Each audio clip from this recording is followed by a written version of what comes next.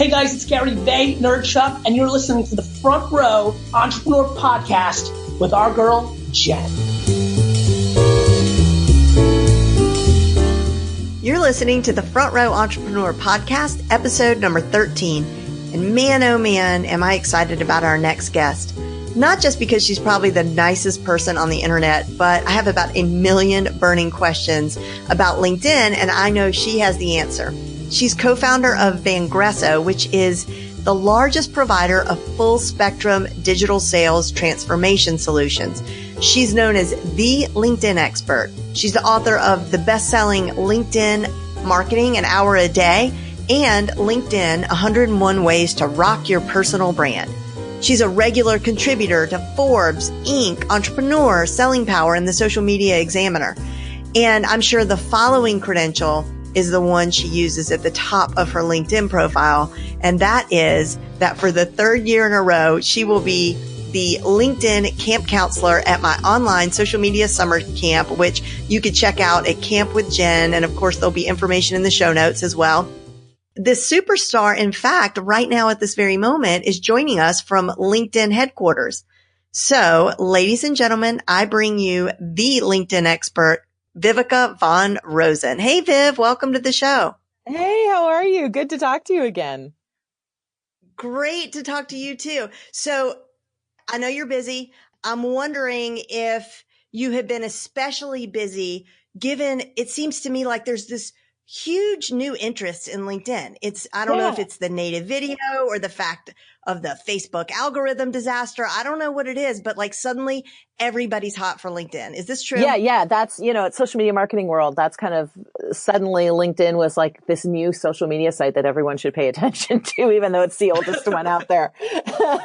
But yeah, like, and people who poo-pooed on LinkedIn before are like, maybe it's not that bad. So, it definitely seems to be getting a refresh and a rebirth. And, part of that is exactly what you said. It's Facebook is, and all, well, Instagram, maybe not so much, but Facebook's definitely seems to be messing with its timeline a lot. And same thing with Twitter, and LinkedIn is still pretty native, is still pretty authentic. So I think people are appreciating, the old schoolness of LinkedIn until they change it again.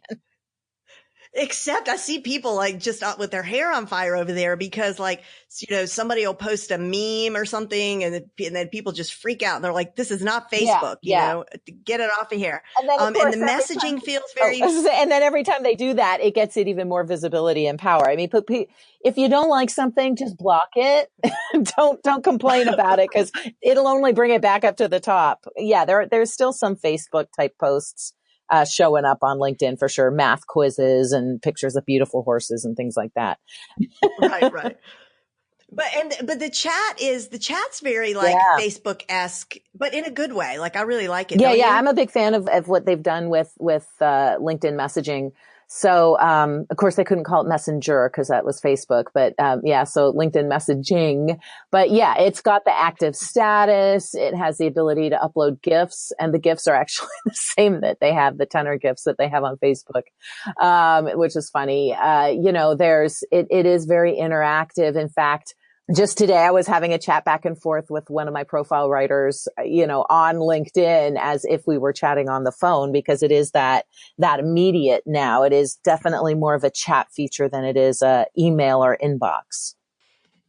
But some things about LinkedIn are really still kind of rusty or janky, or I don't even know what the word is, but like, what is the deal with LinkedIn groups? Like, are they a thing? Are they not a thing? Should we be using them? Are they history? I mean, personally, I think they're probably being close to being history. I heard from one of the insiders that they're literally talking. Of course, I've heard this before and said it before, and then it didn't happen. So grain of salt. But yeah, I heard from an insider that, they're probably going to be doing away with it. And it's too bad because there's so much power in groups, as we can see with Facebook groups. I mean, Facebook groups are better than ever. But yeah, I think LinkedIn groups are going to be a thing of the past. it's such a simple thing, right? And I think this is why, believe it or not, why G plus communities did really well was because of the notifications. If you don't know, or the highlights or the notifications, if you don't know that someone has commented on your post or your discussion or your update, then how can you have a conversation with them? And then what's the point, right? If you're not having conversations, kind of what's the point of groups? If you're not having conversations, then it is just a spam fest. And of course, LinkedIn got, right? So I'm like, that is like a genius, like insight. That is like, you have no idea, like the skies just parted and the sun just blasted through the clouds for me, because that is it. That is the reason. And I didn't know why. It was like we don't get notifications in LinkedIn groups. So that makes all the sense in the world, because you forget what you post. Yeah. I forget what I had for breakfast right, exactly. 1 hour ago. So I'm not going to remember. And technically you get the notifications, but you don't. No, you don't. You know? Right. The LinkedIn Groups app, which they only ever, I think, released for the iPhone, that was pretty good for notifications, but you A, had to know about it, and B, they got rid of it. So yeah. And I mean, the groups that worked really well. I mean, people have built businesses up on the backs of these LinkedIn groups. I wasn't one of those people, but I mean, but I hear they have. Right. I've heard all sorts of stories. Okay. So I kind of crowdsourced some questions from the amazing members of my community, the Front Row. And because honestly, like, it is just a hot topic. Like, LinkedIn is just this sexy social channel all of a sudden. And so when I put the call out for questions at LinkedIn, I got like 1 million. So sure. I'll just ask a few. Okay. What about LinkedIn advertising for the little guy? I would say most of my listeners are entrepreneurs or small business owners. Does LinkedIn advertising make sense for us? But you have to come at it the right way. I literally just shot this video for LinkedIn Learning yesterday. Be realistic. Like, what are you using the ads for? Are you trying to sell a $500 product or $5,000 product or even a $50 product with a text ad? You're probably not going to see any ROI on that. However, if you're using, and I'm a big fan of the sponsored updates and sponsored video now. If you're using that to create awareness about your brand, your company, yourself, if you're using it to build top line awareness, I just said that. If you're using it, for, thought leader positioning, a little bit more exposure, and eventually to get people into your funnel, then I think it works really well. Now, the secret to LinkedIn ads, both text ads, sponsored updates, and again, I'm not a fan of the text ads. Those are just the little boxes you see on the right-hand side. But the sponsored updates and the sponsored videos, if you hyper target, if you try to get as close to 1,000 people as possible in your targeted group and do more ads, you can use the same video, you can use the same update, but in the description section, you can customize it to your particular audience, be it by location or by industry or by group member or by keyword or whatever it is that you're targeting, by sex, by age. The more you can hyper target those groups, the higher ROI you'll prove. And it takes a little bit longer, but LinkedIn advertising now has the ability to save your audiences. So once you've created an audience, you can just click on it. You don't have to recreate the wheel every time. And when you go back in to sponsor an update, you can change the text in the description. So it's relatively easy to do, to create those multiple micro-targeted ads. And that's where I begin to see some return on my investment in people, getting to know who I am, maybe clicking through to my website and then jumping into my lead magnet. But trying to sell something on LinkedIn through ads doesn't work real well. Yeah, but I want to go back to the sponsored post situation. So, like, let's say, first of all, I don't know what has happened to my own LinkedIn. I think is there some new algorithm that kicked in with LinkedIn that is punishing me? Okay. So they're punishing me, I'm sure. No, for, when I first started my LinkedIn account, I don't even think I had a Facebook. I don't even think I had a profile. Okay. I don't even think I had a business. And, I did that thing where you join and they ask if you want to invite every single contact that you have, including like your cable guy and like the plumber you called that one time. So I did that. Oh, All of Yep. them. I'm like, yep, everybody. So I'm wondering if they see that my audience is really not my audience, because suddenly, like the videos that I used to do, or if I did a Pulse public or a publication, it was all pretty good. And now I'm like, it's just complete like crickets. So the sponsored post situation, can I like do a video and then boost it similar to the way we do on Facebook? And let's suppose we put like $20 behind it. Like, could you expect to see anything? Let me address two things here. First of all, yes, it's so annoying that you could upload and invite everybody. But where you would see pushback from LinkedIn on that is you literally would not be able to invite anybody else without having their email address. So that's when LinkedIn spanks you for that particular action, uploading a bunch of people who are that they gave you the tool to do, but that say they don't know you. That's how LinkedIn spanks you for that. Chances are you're putting links. Even though you're adding a video, you might be going to learn more, click here to my, so LinkedIn is really cracking down on anything with links. And so I know. It's in their name for crying out loud. So LinkedIn. I've run this test a few times and, understand this is analogical. It's not, it's not true numbers. I've only run the test a few times, but so I did an article on LinkedIn Publisher or something. I can't remember, something LinkedIn-ish. And so I wrote the article, what you called Pulse, but the published post on that, or the published article on that, it got like 55 views. And then I wrote an update and pointed back to it, and it got like 150 views.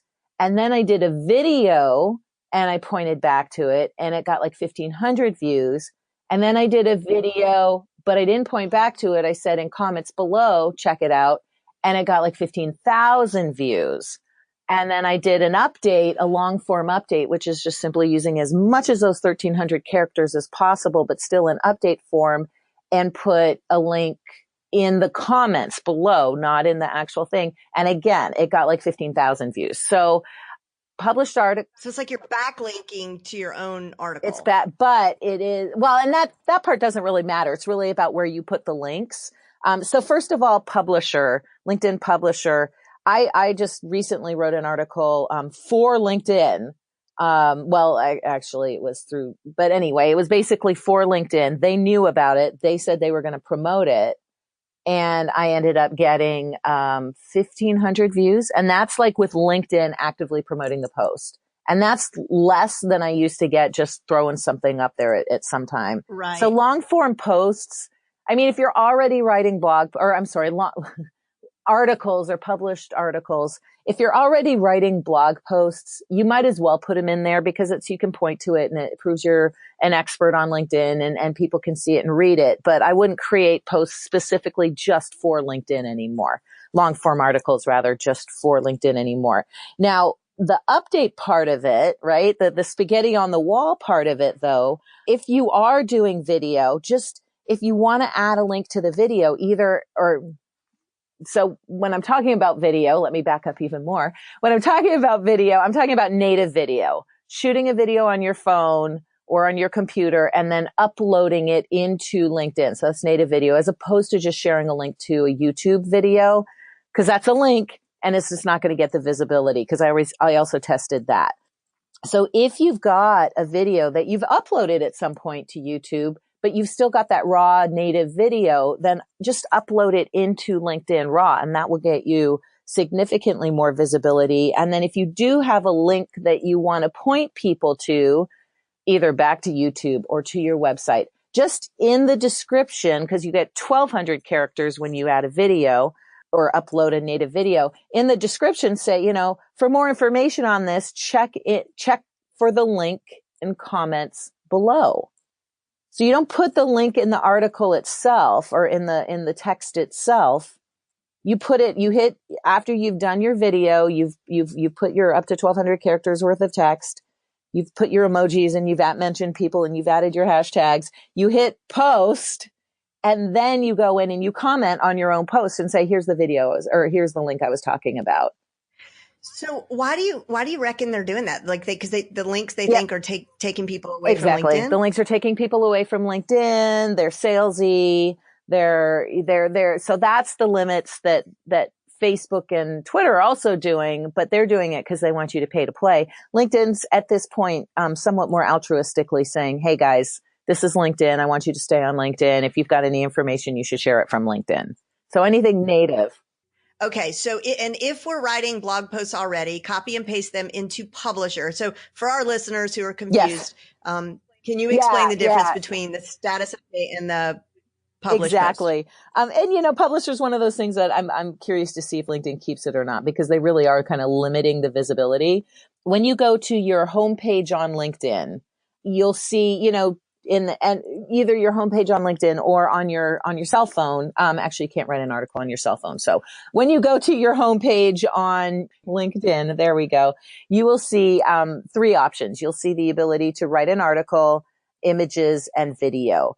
And so the write an article, that will actually take you to a whole other page if you click on that, which looks like WordPress Lite. And it is. It's WordPress Lite. I mean, it's literally what WordPress used to be back in like 2004, if WordPress was even around back then.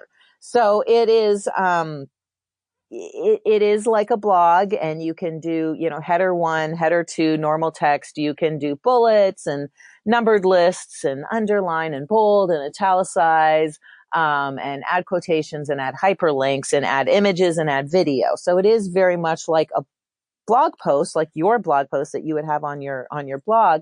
And the reason you would potentially duplicate that is because LinkedIn wants to keep you on LinkedIn.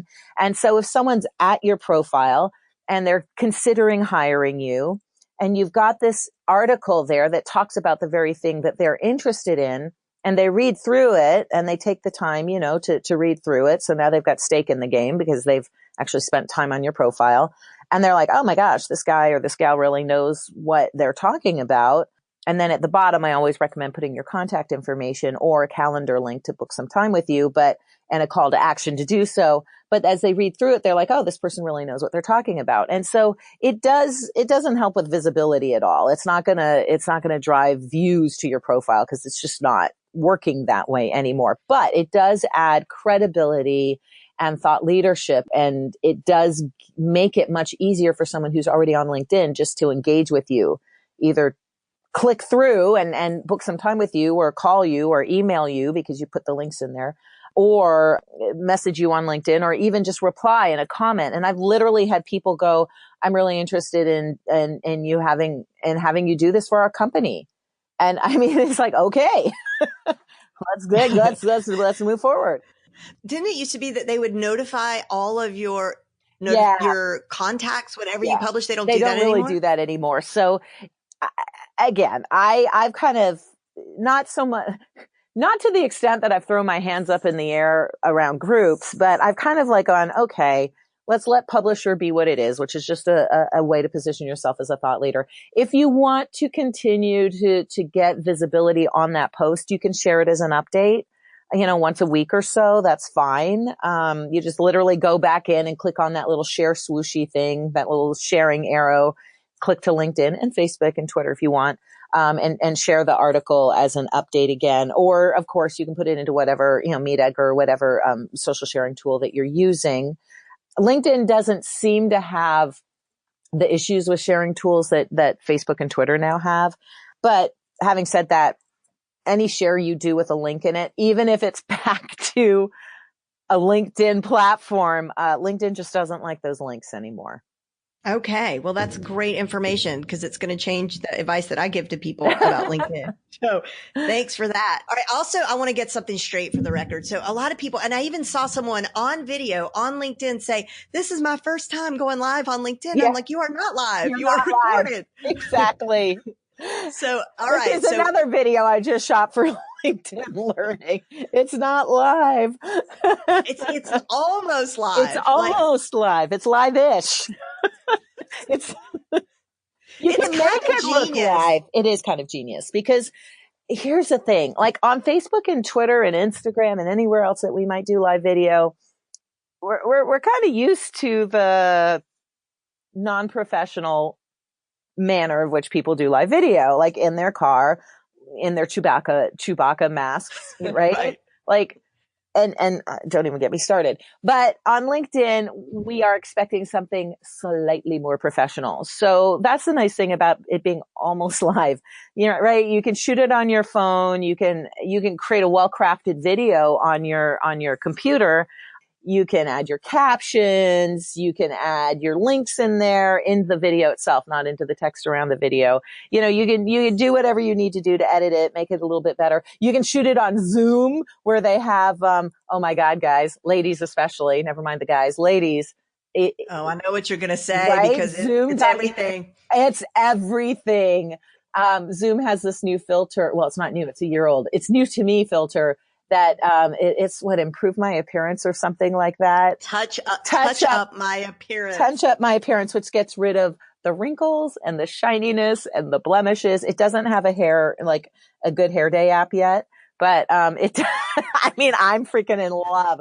So I'm like, from now on, shooting all my videos on Zoom, saving them as an MP4, and then uploading them separately. It is a real thing. Like, it is a real consideration. Consideration. When Google Hangouts got rid of their smooth effect, yet they kept the pirate patch, eye patch, and the clown nose, but they got rid of the only filter they got rid of was smooth effect, which was, it made you look so amazing, like even without a stitch of makeup. So it's because, no offense, guys, but it really is because all the developers are guys that are creating this, and they do not know that if Zoom just went out and marketed this feature and put it in front of their messaging, I mean, people would come in droves. But anyway, I digress. Okay. So on video, what do you see as like examples of people who are using it really well right now on LinkedIn? You know, and so it's kind of all over the map. So the people who are doing it really well, or who are getting a lot of views, so my friend Jim Keenan, he's Keenan period, like literally Keenan space period on LinkedIn. If you want to find him, he rants. He just rants like a crazy guy, and he uses a lot of foul language, which I'm actually fine with. But his average video gets about 25,000 to 50,000 views. But he's very, very consistent. So what everyone can adopt, if you don't want to adopt the foul language, the consistency of which he does it. So he is setting people's expectations that he will have this content for them to look at. So that's one thing. He is controversial-ish. You know, he's like, LinkedIn profiles are stupid. And so, of course, people are like, oh, they're not. No, they're not. But what he's saying is the way people use LinkedIn profiles is stupid, and they should really use them as a resource and to engage with people and blah, blah, blah.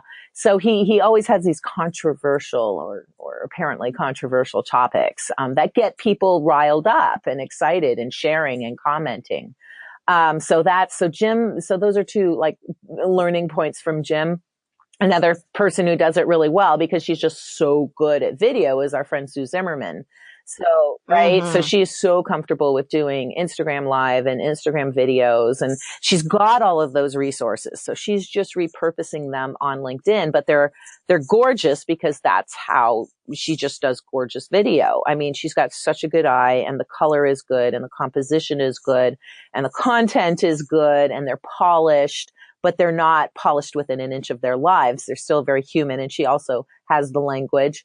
And so she gets a lot of views and a lot of engagement. Another person who does them really well, not as often, but still does them really well, is actually my colleague, Kurt, who is the master of the green screen. So I think his most popular video got a ton of views, and it was actually a salesy video. We were doing a conference for Frost and Sullivan in Tahoe, and so he green screened himself talking about the conference, but skiing down a hill. And brilliant. It was brilliant. He got just so many views and comments. Now, I actually shot a video of me literally skiing down a hill and sharing the same kind of content about Frost and Sullivan, and got far less views and comments. So people like the green screen. So that was a much more produced type thing. Something that's going on right now is the CEO of our new company, Mario Martinez, is posing a knockdown, drag out fight between himself and Gabe Larson of Inside Sales, talking about inbound versus outbound sales techniques.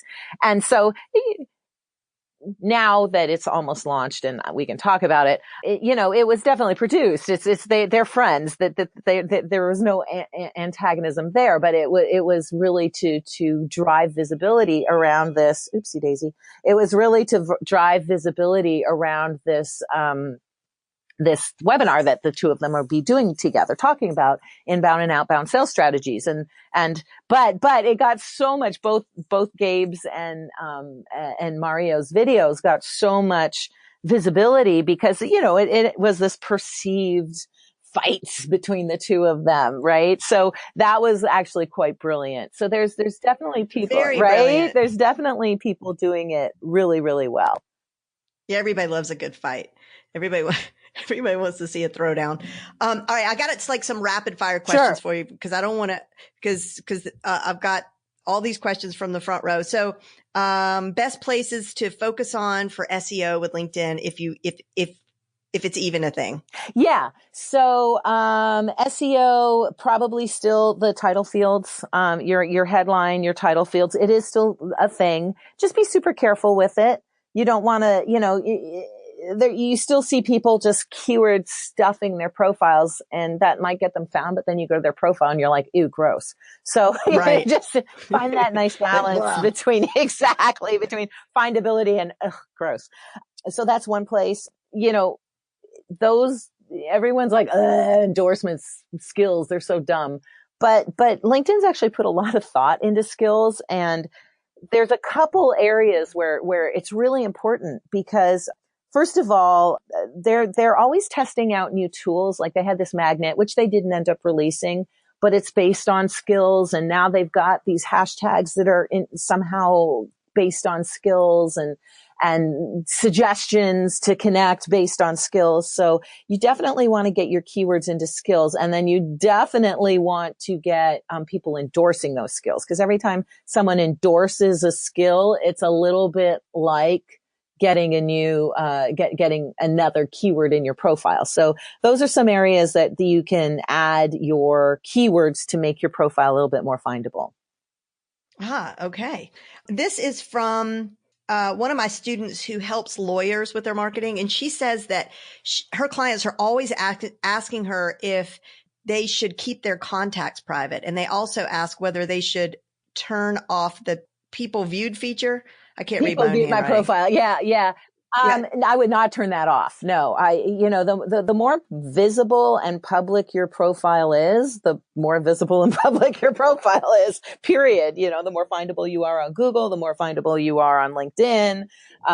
So I would not turn that off, with the exception of if you've got weirdo stalkers out there, then, by all means, but, and don't be fooled, because I was fooled by LinkedIn, where I thought if my profile was visible to just other LinkedIn members, that my whole profile would be visible to just other LinkedIn members. But there's a glitch right now where your image may not, even though you've made your profile visible to all LinkedIn members, your image might not show up.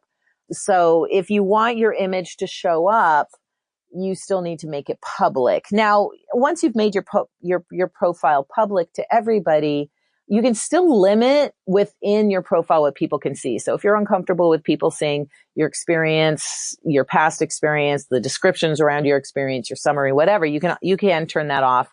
And then your name and your photo and your title and your keywords and your professional headline and all that will still be visible. So it is always up to you. But if you are looking for more visibility on LinkedIn, then you need to be more visible. Now, as far as people also viewed, that's when LinkedIn shows you other people that have other profiles that people have viewed along as well as yours. And I like it because I like to see who basically my competition is out there. Some people don't like it because they're like, ugh, well, if they don't like my profile, then they're going to go look to the right side of my profile and there's my competitor and they're going to go over to that person. And oftentimes if it's a bigger company, other employees of that company will be over there. So yes, I mean, that's a concern. And so if it is a concern to you and you do not want other people to see your competitors, which a lot of people don't, I get that, then by all means, feel free to turn that puppy off. And then as far as anonymity, having an anonymous profile when you're looking at other people, or being fully visible when you look at other people, if you make your profile anonymous, if you have a free account, which most people do, then just know you will not be able to see the people who viewed your profile, which are a source of leads. And also looking at other people's profiles is a way of building that top of mind awareness. I mean, there's third-party apps, which, by the way, third-party apps, LinkedIn's really cracking down on them right now. I've actually stopped using them myself entirely. There are third-party apps that will actually view people's profiles. So that's what they do. So I would recommend leaving and making your profile fully visible when you're looking at other people's profiles, unless you're looking at competitors, or unless you're, looking at candidates and you don't want them to see that, or whatever. But that's just a couple privacy issues to be aware of. And what about keeping your contacts private? That is completely up to you. There's no downside, upside. Now, what I tell people is, remember, and thank you for bringing that up, because there's one more thing I wanted to add, which is a new setting. Remember, it's not everyone who can see your profile. It's literally just your other contact. Or, I'm sorry. It's not everyone who can see your contacts. It's literally just your other connections can see each other. So if you have a gazillion connections on LinkedIn that I do, and you absolutely know that you are probably connected to your competition, and you know they're savvy, and you know that they're looking at your network to get, prospects for their network, then, turn that off. Make your connections visible to only you. However, if you've been very strategic about your network, you're not connected to any other competitors, then absolutely leave it on, because one of the benefits of that is the introductions, where you can ask for introductions and other people can ask you for introductions. And that's one of the most, now they took away, so let me clarify this. They took away the introduction tool, except for in Sales Navigator, which is the premium sales account. But you can still do it old school, right? Like, hey, I see that you know Jen. I've been I loved her podcast and her social media camp program for years. I was really hoping you'd be willing to introduce me, and do it old school, like through a phone call or an email, or through messaging on LinkedIn. So you can still do it. It's just that the actual click get introduced to tab is gone. Now, the other new thing, which I really, really, really, really like, is LinkedIn used to, so make sure to check this in the privacy settings under privacy. LinkedIn used to, if you were first level connections, automatically show, and by default it still does this, show your email address. And what happened was, I would connect with someone, I'd vet them, but some people slipped through. And the next thing I know, I'm on all of these freaking email lists, because all they've done, the second we've connected, they've just popped my email without my connection. This is a huge pet peeve of mine. Popped my email without my permission into their email list. And that just drives me insane. I connected with you on LinkedIn. I did not want to get your email on the latest aerospace technologies, no lie. And so that drives me insane. Anyway, so you can make it so that first level connections can message you through LinkedIn, but they can't get your email. And I have definitely turned that off. And I am not getting on nearly as many email lists as I used to. Now, my email address is still extremely visible on my summary section. It's still right there. So if people wanted to take 10 seconds and look for it and find it, and then I guess manually add me to their email list, they could, but no one does. So, right, because I'm sure it's a scraping tool. It's a scraping. It's an if, right? If this and that. If this person connects, then add them to my email list. And since people are lazy, I don't have to worry about it anymore. Where is that in settings? I'll find it. It's just settings. It's, settings, privacy. And so under the me, you go to settings and privacy. Then you click on the privacy tab again. And then it's right under this, the second one, who can see your email address. And now you can make it only you, first degree, first and second, or everyone on LinkedIn. It's funny because in the past, I would have said everyone on LinkedIn, but I've been put on, no lie, I probably opt out of 15 to 20 email lists a day. And so not quite as many now that I've done this, but certainly in its heyday, it was almost 100 email lists a day that I was opting out of. Wow, that's Yeah. insane. Yeah. And now it's maybe 5 or 10. Yeah. Oh, much better. All right. Well, that's a great Yeah. tip. I'm like, as soon as we Yeah, disconnect, exactly. I'm going over there right away. I'm on it. All right. I'm so on it. Sylvia, who says she is from the same frozen part of Canada where you are from, she says she thinks you're great. And she said, I'm very careful with who I connect with on LinkedIn, and won't connect with anyone I haven't met in person or had significant dealings with online. Should I accept anyone for maximum marketing purposes? Anyone and everyone? There's a middle line there. It doesn't have to be all or nothing. Right. So, and this is what I do. I connect with anyone who I feel they might be a good resource for me and my business, or I would be a good resource for them. And since I am very much not I can help anyone with a computer, or I can help anyone with a LinkedIn profile type person, like I'm very specific about my niche. If they don't fall into my niche, then they don't get on there. All right. Yeah. Hashtags, yes or no? Yes. They work on LinkedIn. Hashtags are most definitely a thing on LinkedIn again, like hugely. Hashtags in your updates, hashtags in your published posts, hashtags on your videos, hashtags everywhere. Now, having said that, please don't do what people do on Facebook and add 500 hashtags. It's just gross. So, I mean, yeah, it looks terrible. It looks terrible. So my rule of thumb is 3 or 4 relevant hashtags to your industry, to what you do. And then one hashtag that's very unique, because with LinkedIn, like with the other tools, your posts just disappear after a while. Not your long form articles, they stay forever, but your posts just kind of disappear after a while. And if you've got a really good video, or you've got a really good update, and you use a very unique hashtag, like we've got hashtag LinkedIn vids and hashtag LinkedIn pics, it's easier to find those updates and those videos for future reference and for future sharing.